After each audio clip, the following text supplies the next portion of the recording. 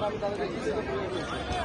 আজকে সেকেন্ড খেলার খেলা আমি যদি আমি ঢাকা মানে সাতাশ বলছি 27 years play in Bangabandhu stadium. Referee সুখ দেবে, referee decision is final.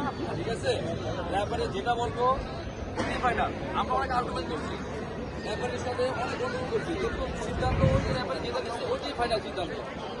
Referee আমরা রেসপেক্ট করি এবং ডিসিশন আমরা টিম মেনে নিই। ঠিক আছে, খেলাটা এলাকার অনেক দর্শকের বিভিন্ন গ্রাম থেকে আসছে, খেলাটা তারা সুন্দর করতে পারে। আমি দুই টিমের প্লেয়ারদের আন্তরিকভাবে রিকোয়েস্ট করছি, আপনারা খেলাটা সুন্দর মতো খেলেন, পরিচ্ছন্ন খেলেন, সুন্দর খেলা উপহার দেন।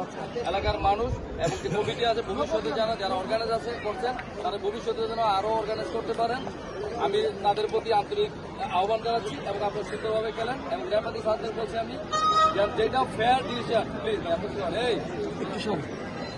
স্যার যেটা ফেয়ার ডিসিশন সেটাই করবেন। আমি সিরাজের যিনি এখানে যারা রেফারি আছেন তাদের আন্ডারে আমিও একসময় খেলছি, তারা মাটি পাইছিল, আমি খেলছি। তো আমি মনে করি তারা অনেস্ট রেফারি এবং তারা ডিসিশন আমরা বোর্ড টিমে মেনে নিব। ঠিক আছে, তো সবার আন্তরিক ধন্যবাদ দিচ্ছি এবং ভালো খেলা আমাকে আহ্বান জানাচ্ছি।